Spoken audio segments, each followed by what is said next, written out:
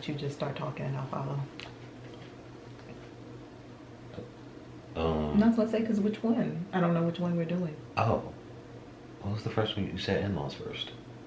Oh. So, I mean, I was just gonna go in the order you said them. I didn't have any reason not to. All right.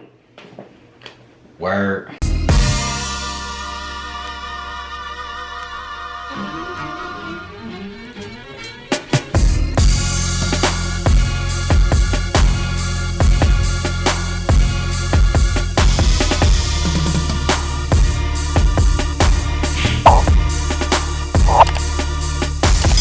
Welcome to the J&O Show, where we talk about things that we were never told. I'm Jay. And I'm O. And now you know.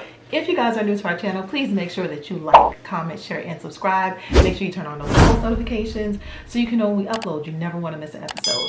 Indeed. All right, so today we're going to be talking about in-laws.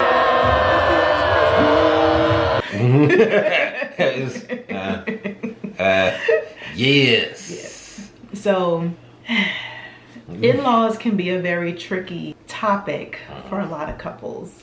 That's not our case, the case with us, just to put that out there. Disclaimer, fortunate. We are very fortunate, very blessed. Very fortunate. We have great in-laws. I have great in-laws. I have great in-laws. I have great in-laws. Well. I couldn't have prayed for better. They're great. To be honest, it makes sense because of how we got together. This is true. Yeah. This is very true. So we were actually introduced by our parents. This is true. So that would be why, that worked out. Yeah. The way it worked out, because my parents, I liked her parents, and they was like, ooh, they liked each other already, and they was already hanging out. So, hey, let's introduce the kids, because we all chilling out, after church, eating dinner and just fellowshipping and stuff. Yes. So that whole situation for us worked out for that reason, because they were the ones who introduced us. Exactly. So we are very blessed and fortunate in that regard. Yeah. However, this was actually a topic brought up by one of our viewers who suggested that we should talk about this, because not everyone is so fortunate to deal with. I can't talk today, guys. I'm sorry. It's late in the day. It's dark. I don't know if you can tell. It's dark outside. So it's been a long day. But anywho, yes, everyone is not so fortunate when it comes to the in-law topic. So I don't know, like, where would you even want to start? Ground rules.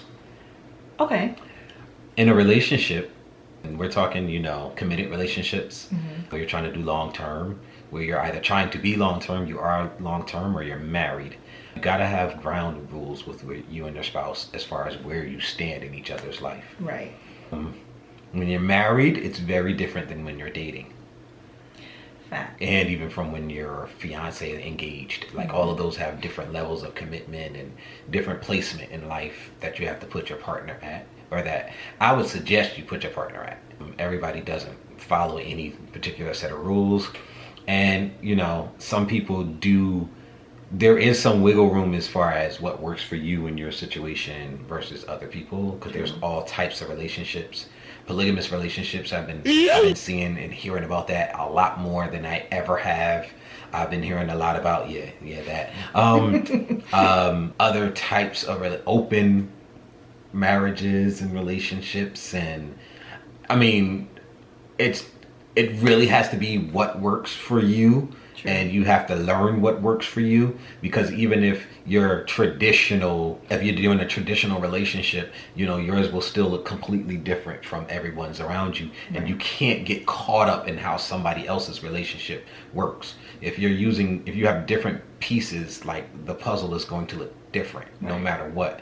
So let's say me and my wife are identical to another couple. Like, we have all of the same types of things. We like the same things. We have similar personalities. The guy is a lot like me. The woman is a lot like her. And all of that stuff matches up. But just because your parents have different personalities will be enough for you to have to change certain things as to how you move. So the first thing I would definitely say is, you have to figure out what works for your relationship. True. And move according to that, and not look so much at other people's relationships to figure out exactly how yours is supposed to work. Right. To an extent. Right. Because there are certain universal things that work across the board. It's not always going to work easily. Sometimes you may have a little bit more resistance depending on the people involved. And sometimes people don't like organization. Some people like chaos. That's true. Not that it's, chaos is toxic. It tends to be a toxic thing. So just because somebody likes chaos doesn't mean it's necessarily a good thing. True. Yeah. This is just a lot that you can go into. As usual, there's a lot you can go into. Yeah. And I think that kind of goes across the board as far as what works best for you. I know we've talked about it in other episodes as far as like your relationship, your marriage, and what it looks like, because no two people are the same. And even like what Jay was saying, if there wasn't a couple who seemed to be identical to us, very similar to him and myself, it's going to be different because your upbringing is different and your values may be different and your relationship with your parents may be different, and all of that is going to come into play with how you interact with your parents and how your spouse interacts with your parents. Ooh, actually that's another thing. So one of the things that I will speak on from noticing or just conversations that I've had with other married people and things of that nature. And again, this is kind of I want to say a life lesson with just in general with people in your life in general. People are going to treat you the way you allow them to treat you. And so if you have a certain type of relationship with your parents, whether it be for the better or for the worse, if you treat your parents a certain way, you're teaching your spouse, in a sense, on what is okay and what is not okay to deal with your parents. Now, of course, hopefully your spouse will always be respectful of each other's parents, just because you should respect your elders. But everyone doesn't. Anyway, but hopefully, that is the case. But for example, if it's a situation where you have an estranged relationship with your mother or your father, and you guys seem to always butt heads and things of that nature, and your spouse is trying to navigate that relationship, like let's say you and your dad or you and your mom have a blowout, and your spouse is like, okay, well, or you go to your spouse and you let your spouse know about the blowout that you had with your parents, and you're kind of looking to your spouse to either give you, what's the word I'm looking for? I want to say support, or maybe just maybe a listening ear, or I don't know, you just go and you talk to them because they're your spouse, and you're trying to what's the word I'm looking for? You're trying to get encouragement or ideas. I don't know, it's late, y'all. I can't think of the word, but you're basically trying to get support from your spouse on how to be able to best handle the situation. And if you and your parents don't have the best relationship, depending on your spouse, they may or may not give you the best advice as far as like, how am I trying to say it? They might go so far as to start ragging on your parents in the middle of you trying to... Right. Yeah, exactly. Because that's how they see you treat them. Yeah, and you don't want that. You don't want your spouse to... they are your spouse and they want to have your back. But at the same time, at the end of the day, those are still your parents. And you may talk to them crazy, or y'all might have a crazy relationship.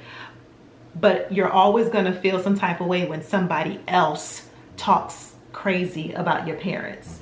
So there's that fine line that you have to learn how to kind of balance, I guess you should say, because you, as a spouse, you never want to be put into the situation where your in-laws are, you have to basically talk, I don't want to say talk bad or talk down, but, and I don't even necessarily want to say disagree, but you never want to be put in that awkward situation with your in-laws, because they're your in-laws. They're going to remain your in-laws as long as you remain married. Right. And so you always want to try to have that good relationship with them. Yeah, I'm not really sure if I communicated that clearly enough, guys, but hopefully you understood what I was trying to say.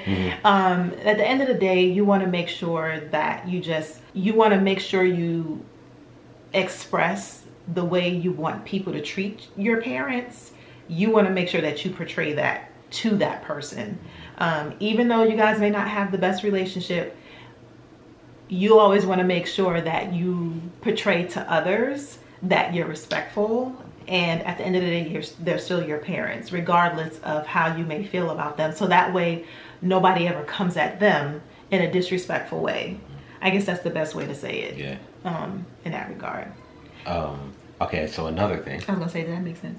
Yes, it did. Okay. Treat your parents the way that you want other people to treat them. Right. Especially when you're talking about your spouse, because they're going to sort of follow your lead. Right. When you're dating, you're getting to know someone. So there's only but so high on a pedestal that you can put the person that you're dating. Even after many, many, many years, you're still just dating. You haven't fully committed. Now, unless you're one of those people who doesn't believe in marriage and stuff, and the years accumulated is a representation of how high this person ranks, their importance in your life. And in that case, once you get to a certain point, I guess you'll have to start to move them up as far as how important they are, your relationship with them.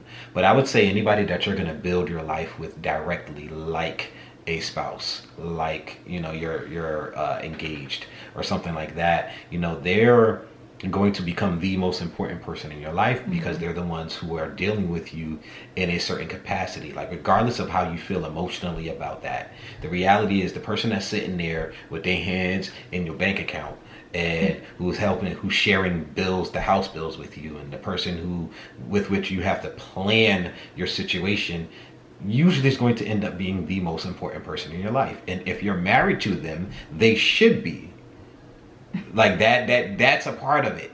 Like, they have to be the most important person in your life, which becomes very difficult when you're talking about the people who raised you, who kept you alive, didn't throw you away. Even if you have a strained relationship, they were feeding you, they were clothing you, they kept a roof over your head, they made sure you went to school. All of the things that they did, it becomes it's a friction that can happen when they're no longer the most important individuals in your life.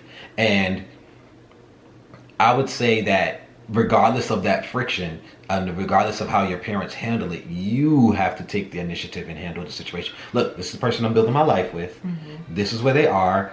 Don't come at them a certain way. And you got to tell your spouse, look, my parents a little crazy. Sometimes they be saying crazy stuff. Try not to get into any situations with them. You have to step out and handle them. Once you get to the point that you're married or you're an adult and you're forming this relationship, you're going to be married with them, you have to start acting and moving as an adult with your parents. They may not like it, but they will respect it. Right.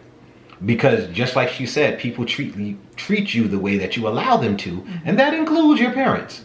And you start acting like an adult, they'll start treating you like that. Right. Now, some people may get like abusive because people can be so toxic and things of that nature.